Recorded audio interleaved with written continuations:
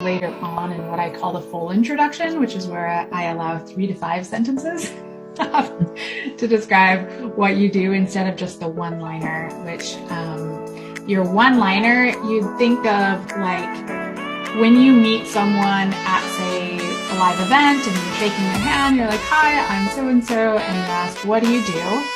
That's where you would insert one-liner.